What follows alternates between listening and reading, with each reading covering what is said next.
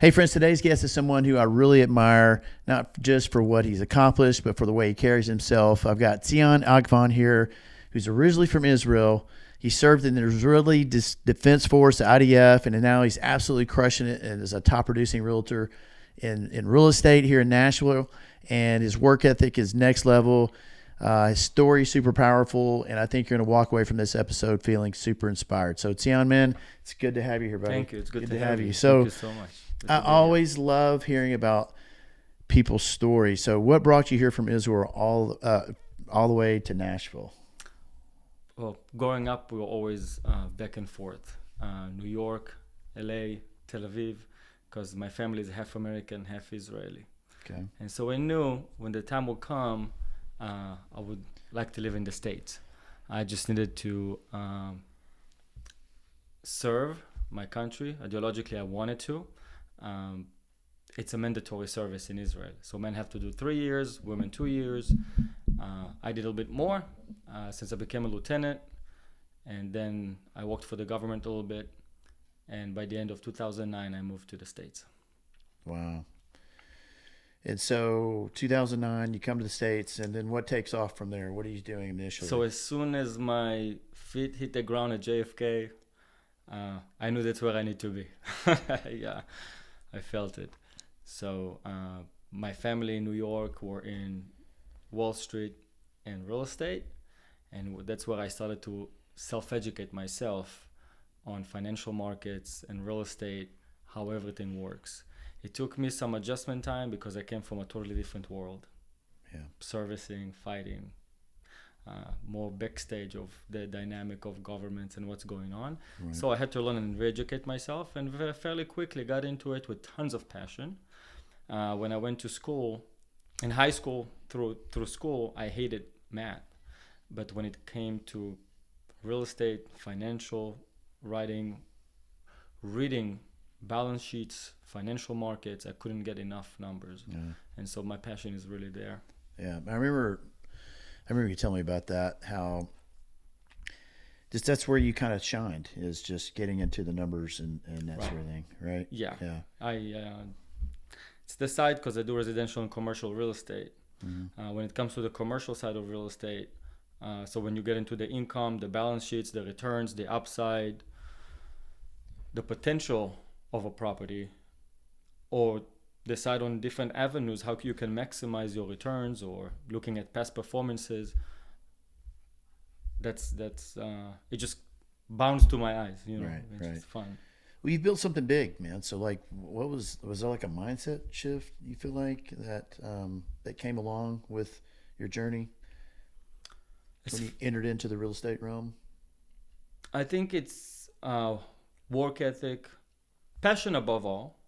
I would say passion above all, work ethic, and the tools that the military and my service gave me, for sure. And then you have to understand in what business you are, because real estate, you were in the service industry, you're servicing people. And so that's why you have to understand what we really do as agents is, first of all, selling ourselves. Mm-hmm. It's as simple as that. If you or your lovely wife would buy a house, it doesn't matter which agent you may use, you most likely buy the same house. My job is to service you and when things go wrong, be there for you and provide my utmost professionalism, solve problems, make sure it goes smoothly, because you're probably going to buy the same house with whatever agent you use. And of course, to secure you as my client, I'm going to have to earn your confidence, build a relationship with you, earn your trust, and sell you on that. Right. So right. that's what we do. Right. Anything else is just a nice story or a fairy tale. But really, we're competing. Mm-hmm. And the only way to compete is understand what industry you are, what you're doing, so providing service, and sell yourself to gain market share. What do you feel like keeps you sharp and also maybe different? How do you distinguish yourself from the pack? Because you've clearly done that. Well, it started with outworking everyone. That's how it started. because I came here, I didn't know anyone, no one knew me, no sphere of influence. Right.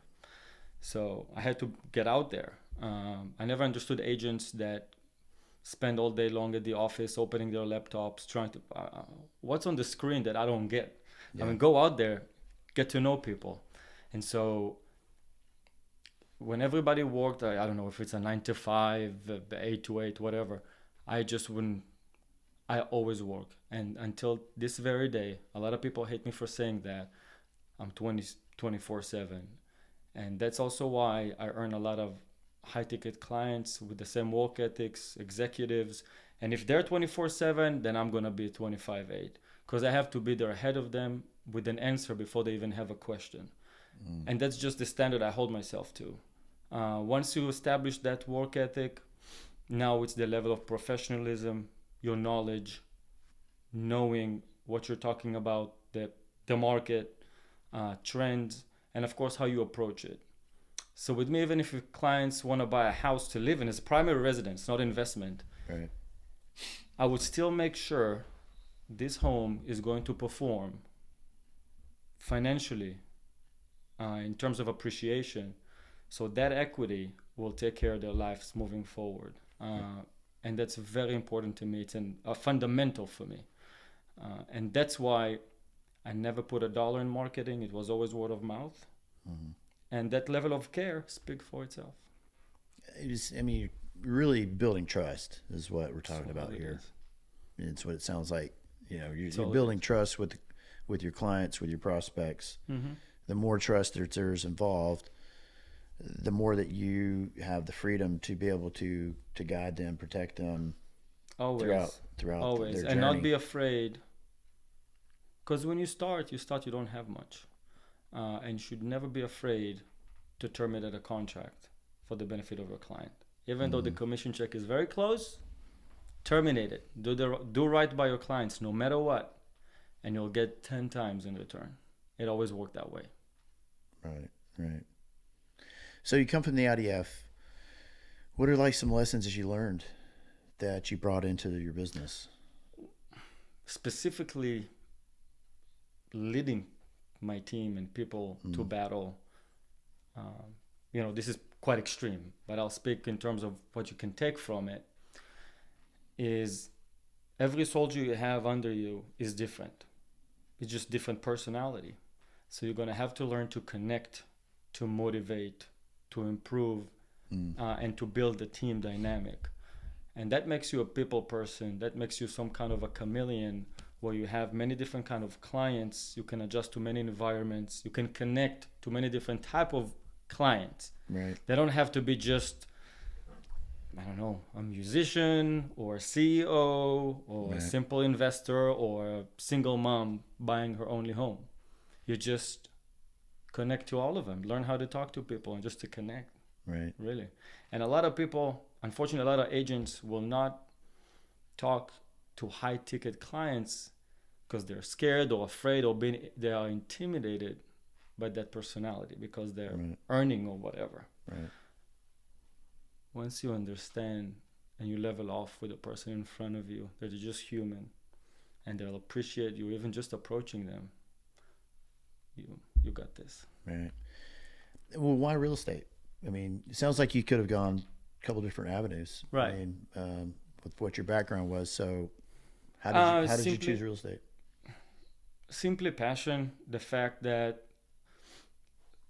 someone is going to do probably the largest purchase of their life with you, and you can make sure people are taken care of with shelter, putting a roof above their head, and then their kids, their grandkids, and Had you bought real estate before you became a realtor?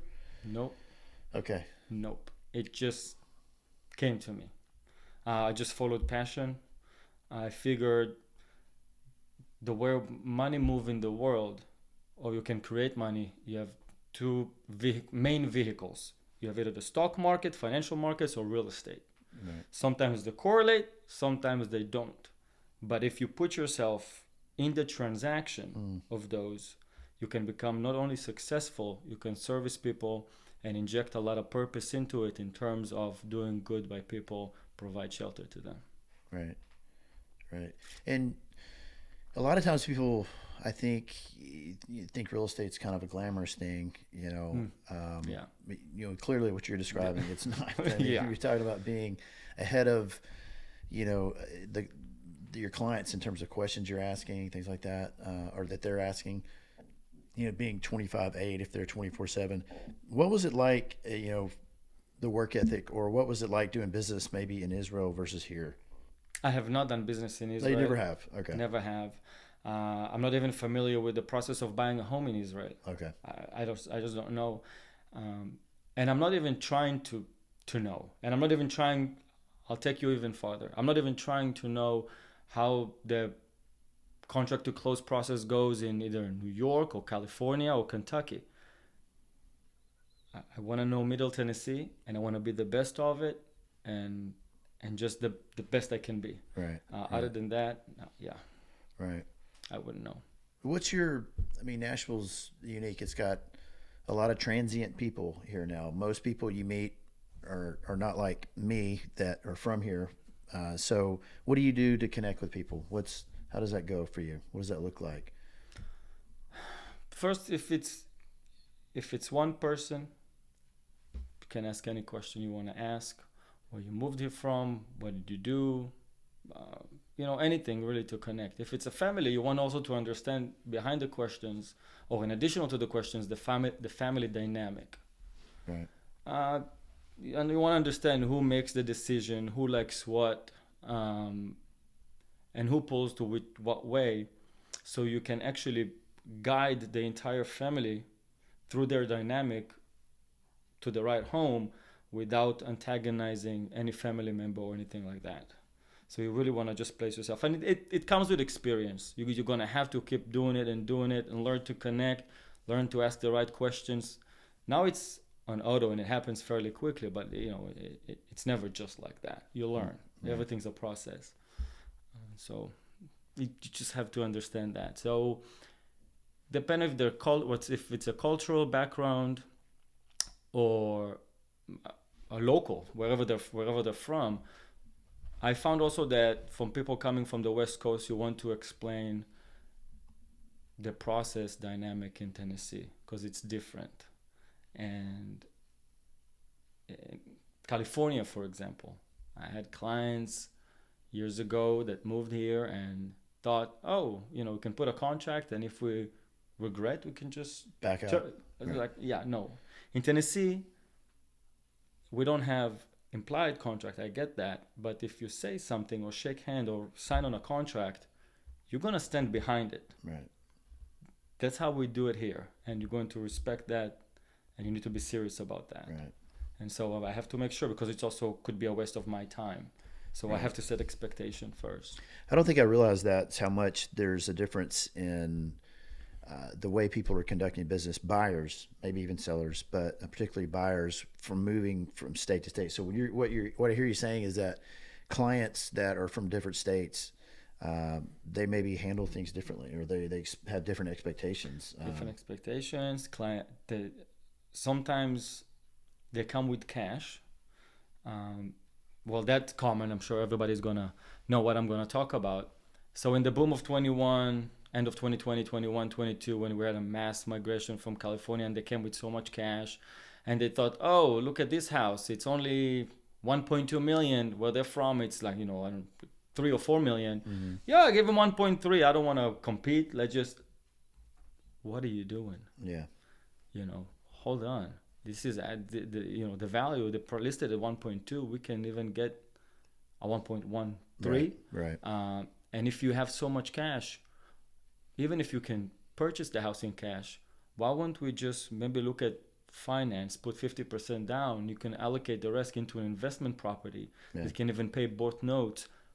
Hold on, wait, let's see what's the best decision for you. And they just poured cash here, and then you get buyer's remorse, houses back on the market. It just and inflated our market for no apparent no apparent reason, but it just caused damage. Yeah. To me, in my eyes at least. I don't see how it's good. Right.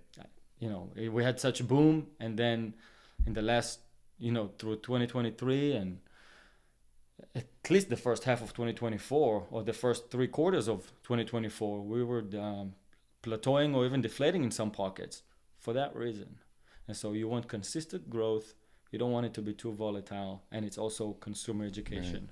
Right. What do you see now? I mean, particularly for this market. I mean, it's still an attractive market. People want to be here. What are you seeing that's different now than what it was even a year ago?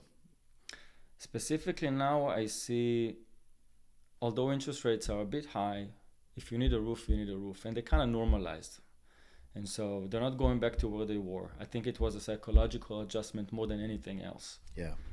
And I do see the pool of buyers starting to fill, and people that were on the sidelines now coming in. And the market is definitely active. I like it a lot because those are good quality buyers. I still see also a lot of movement from other states, Seattle, Chicago, Jersey, California. I mean, really anywhere. I even saw people that during COVID rushed and moved from New York or New Jersey to Miami, and now coming to Nashville because that was too fast of a move, and Miami is kind of really got a little bit crazy. So I see them come here. I see international move, Italy or whatever. Interestingly enough, Nashville is one place that if you visit here, nationally or internationally, almost 10% or 8% of visitors ended up either moving here or buying a property in Middle Tennessee. It's a huge testament for us. Sure.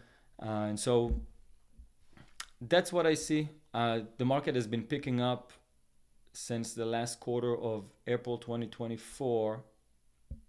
No, what did I say? Picking up since the last quarter of 2024. Because people realize that season is going to be hotter. They want to position themselves fairly quickly before they're going to pay more. And you can always refi. I'm sure you know all about it. And if you want to refi, by the way, that's your guy. But I do see them. I just see it. I see it in my own business. I see it how active the market is. And that's just how I see now. It's good buying power too. People are really qualified and financially strong. Yeah. So as we record this here, right here, end of the first quarter of 2025, are you seeing expectations for buyers that are making offers? Are you seeing them being a little bit more thinking that they're going to get a better deal now? Are they offering lower? What are you seeing in terms of buyers and sellers mentalities right now? Right. I really see it back to their person mentality, and it's also, you can see how it's their agents are setting expectations with them. If you're looking at a hot pocket at a desired price point, you probably need to understand you're going to try to get most of what you can, but you have to understand what you're facing because it's still Middle Tennessee and it's still a hot market. It's just what it is. And sometimes you can allow yourself to negotiate more and be a bit more aggressive, and it's okay. I also see sellers doing the same things. They're raising prices. They're sitting more on the market. They're either taking under consideration these things are going to, they're pricing in the incentives, or they just think that's what they're worth because, sellers, they always think they sit on gold, which is fine. But I really see the mentality of buyers is really kind of like individual. People try to either they will want to squeeze or just jump on it, and it really depends also on their own private personal situation. If they have to move before the next school year starts from out of state, they're going to have to be, less aggressive and just go with what the seller's asking. Right. If they don't have any pressure, they're just going to try to squeeze more. And if you really want to get the best you can, you're just going to have me on your side negotiating for you, and that's just what it is. So are you seeing price point, certain price points where it's maybe the flow is a little easier versus other, higher price points or lower price points, more competition? It's funny enough, I see the more competition in the higher, what we call the higher price point. Yes. Because obviously interest rate. What price point are we talking about, you think? $1 million. So 1 million and above. Yeah. 850, and we're going to climb up there. I see the people that got mostly affected by interest rate and got pushed out of the buying power diminished is mostly the 350, 450, 500,000. They got hit worse. It's always unfortunately, the lowest demographic that will, because if your buying power is a million, 2 million, 5 million, you don't really care about interest rate. You're savvy, your financials are in place, and you can just maneuver however you see right. If your money is in the markets or not, whatever. And sometimes you can even get a better rate from your investment bank, a lot better rate. Mm-hmm. And so I do see, and the people that come here, they're financially very sound, very strong financially. Yeah. I don't see people that move here, or at least I haven't seen people moving here looking for something, in the lower price point. Most people, at least that I saw coming in, have that buying power of, million and up. Right. Yeah. What percentage of people would you say are cash that you're seeing right now? Or in the last 12 months? Percentage-wise? Yeah. For me personally? Yeah. It does not represent the market, but because it's, it's for me. But I've had since the last quarter of 2024 till now, probably over 50% cash. Right. And high ticket, Right. strong buyers came with cash. But again, they moved from either other state or they're local, but financially. Business owners, Yeah. a lot of times. Yeah. Yeah. So they can move wherever they want. And again, also by servicing them, it's always fun because they're savvy. Mm-hmm. So if you're gonna, when they tell you impressed them, that means a lot because they've seen a lot already. Right. And some of them have also, a lot of people that try to impress them probably every day, whatever it is that they do. And to get compliments from them, which I did, was that actually, that feels great. That counts.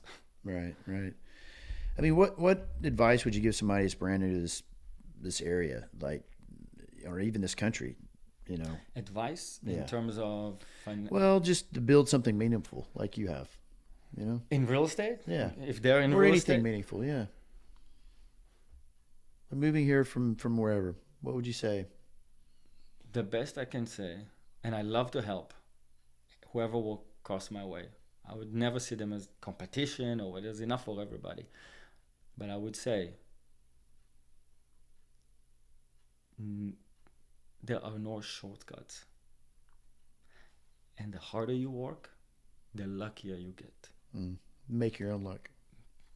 There are no shortcuts, and there is no alternative to go out there and do the hard work, grind, talk to people. Nothing will come out of your laptop or sitting at home or looking at the walls at the office or talking to fellow agents. Those are not your clientele. Right. Go out, talk to people, build relationships, see how you can touch people, connect, and convert them. And it takes time and a lot of creative, out-of-the-box thinking. And as much as you'll do that, you'll be better in whatever it is that you do. Be consistent and harsh on yourself and learn through the process. But just go out there. There is no shortcuts. Don't buy leads. This is all BS. There's no alternative.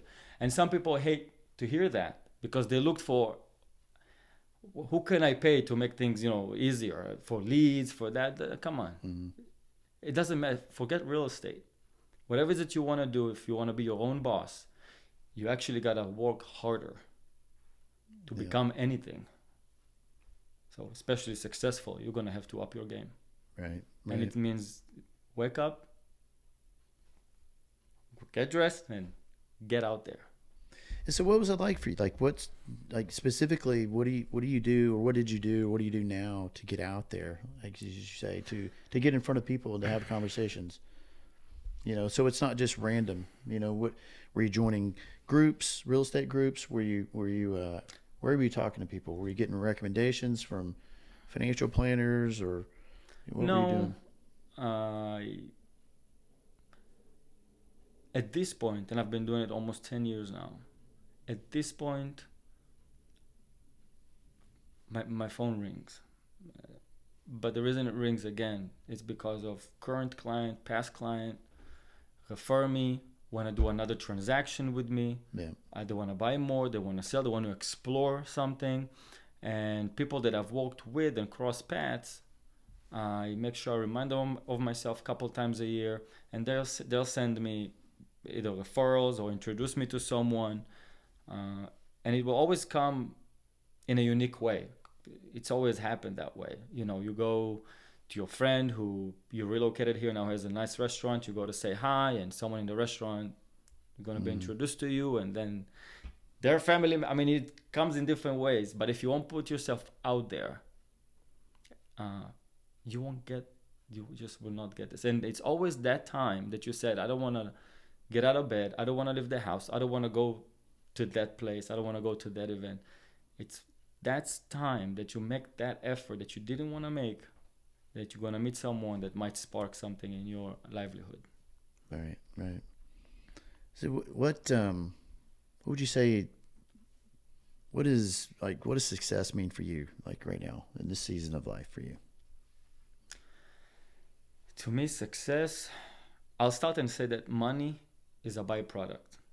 It's never the goal. But it can't be the goal, because you'll chase it, it just won't come. And people will sense it from a mile away. Oh, he's just after his paycheck. You know, he's driving his client's money. It's very cold. It doesn't work. You have to inject purpose to what you do.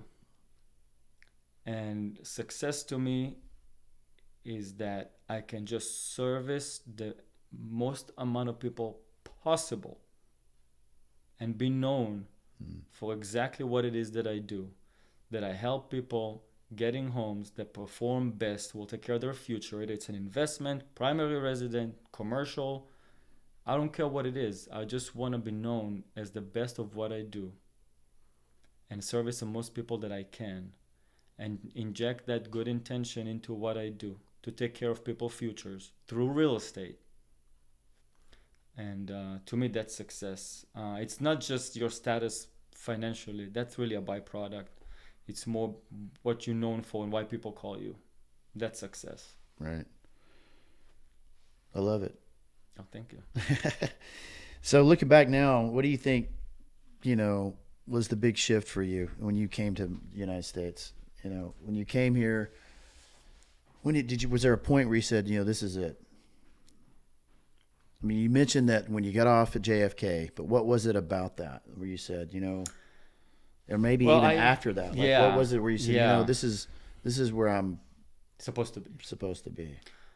The feeling I got in JFK, it was more crossing seas, different continent, coming from a very intense job experience, consistent battle zones, whatever. Came here, that already felt good. When I came to Tennessee, I knew that was my place. Tennessee immediately reminded me one of my favorite places in Israel, which is the Golan Heights up north. Wooded, green, some of it evergreen. Lakes, rivers, falls, people, culture. I had no idea it was a hot market or good to be here for real estate. God just put me here. And everything connected, energy-wise, vibe, purpose, everything connected in this place.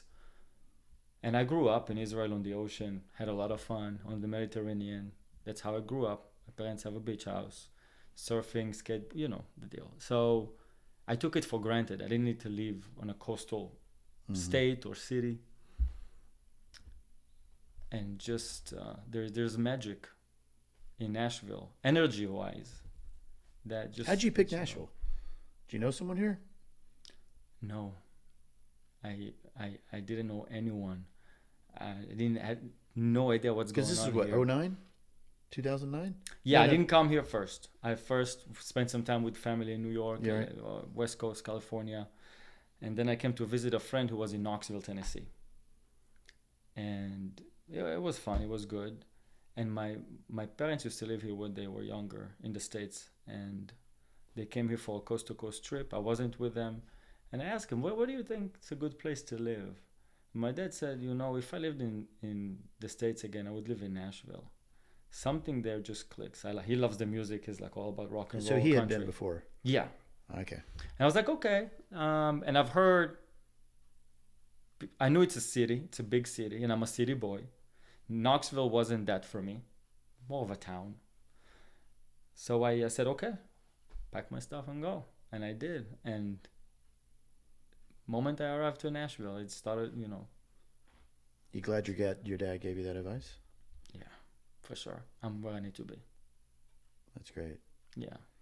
And then I started, I got my license in real estate end of 2016 and joined Village Real Estate.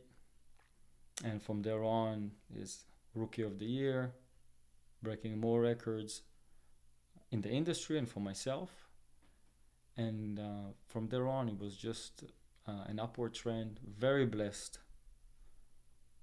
very grateful, and very aggressive, achieving my goals at the same time. I love it, man. I want to talk to you about your name. Okay. So you pronounce it Tzion. Yes, true. But when I saw it, I don't think I'd ever seen it before. The way it's spelled is Tzion. So we know the word Zion. Correct. But talk about that, because you were telling me about that at one point. Yeah. How that came about. So my name is actually Tzion, which biblically is Zion. But The T is silent. Is that what you're saying? Or well, there is a letter in Hebrew, Tzion. It's a tz, like pizza. Tz. Right. To create a tz, it's a tz in see. Hebrew. So that's why they did the Tzion over there at the when they it is translated like my pizza. name. That's right. Pizza sounds like it has a T in it. There you for go, sure. Tzion. We don't say pizza. Exactly. So my name is Tzion. When I came to the States, I didn't want to be called Zion because names don't change when you change continent, language. Mark is going to stay Mark wherever you go. If you went to India, it's not going to be changed to God knows what. So Mark is Mark. Tzion is Tzion. I didn't like Zion. Zion is the biblical variation in translation. Okay, I didn't want to be called Zion. It's just not my name. So my name is Tzion, and I stick to that. Yeah. I love it, man. Yeah, but it's Zion. It's the biblical name of Jerusalem, the Holy Land. Sure. So that's where it comes from. Well, I think it's very unique, and it's just another way for you to stand out. So I think you stand out, man. I appreciate you being here. I mean, your passion, your determination, your grit, your work ethic. I think it really makes you stand out, and I think you're just a testament to those who are already here and those who want to come here. Just how the American dream can actually be one. There's no shortcuts. No shortcuts. But if you do it with tons of passion and love, it's never work. It's always fun. Yeah. Well, I appreciate you providing inspiration for us here today. And thank you for having me. Yeah. All right. Till next time, guys. Thank we'll you see so ya. much.